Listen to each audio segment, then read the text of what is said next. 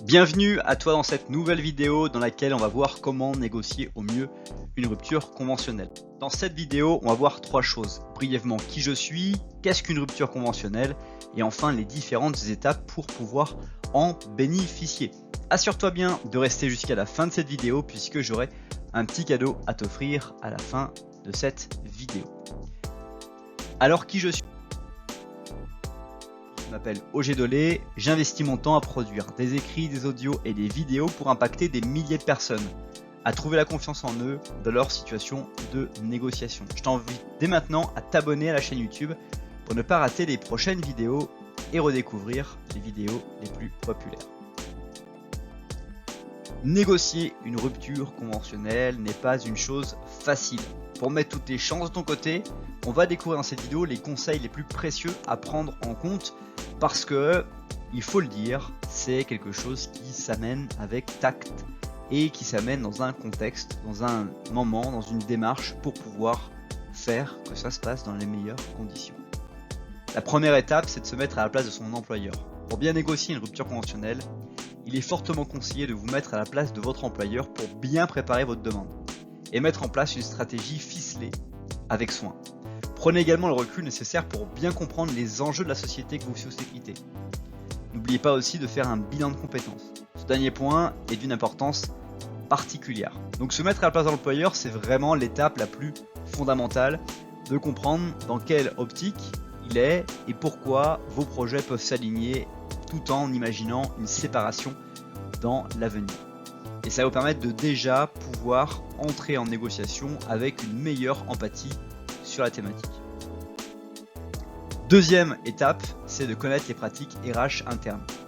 Certaines responsables d'RH acceptent facilement les ruptures conventionnelles déposées par les salariés. C'est pourquoi il est important de bien s'informer sur les pratiques internes de la société. N'hésitez pas à poser la question à un collègue de travail. Il pourrait vous donner quelques informations très utiles. Donc ça, c'est quelque chose de très important.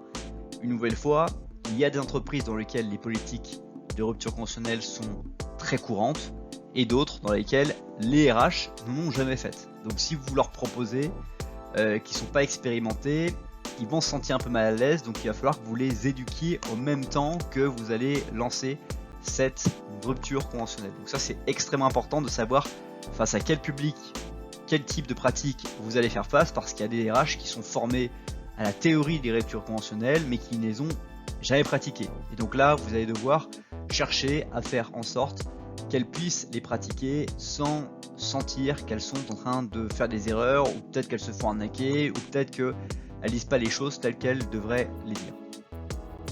Troisième étape, c'est préparer les bons arguments. Pour bien négocier la rupture conventionnelle, préparez des arguments qui soient positifs et qui pourraient convaincre le dirigeant de votre entreprise.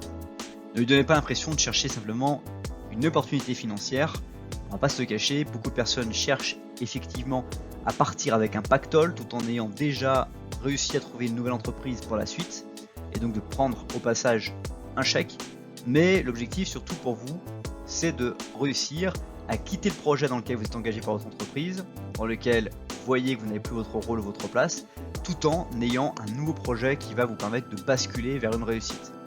Donc pour convaincre l'employeur, exposez-lui un projet clair, précis, et surtout la volonté de créer votre propre société, faire une formation pour monter en compétences, vous reconvertir, etc. Ces arguments vont permettre vraiment à votre employeur de faire le bon choix et d'accepter votre départ.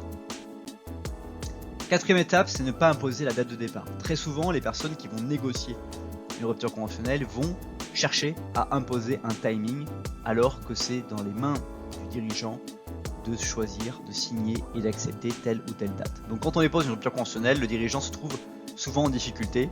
En d'autres termes, il ne sait pas s'il trouvera une personne compétente pour vous remplacer. Et donc il est donc conseillé de ne pas imposer une date de départ pour que votre employeur ait le temps de se retourner et de convenir avec vous d'une date pour aussi maximiser vos chances d'obtenir cette rupture et de faire que l'employeur puisse vous donner le meilleur tremplin pour votre départ. Pour finir, nous vous conseillons fortement d'éviter les courriers d'avocats, les menaces. De plus, il est important d'en parler au patron avant d'informer vos collègues.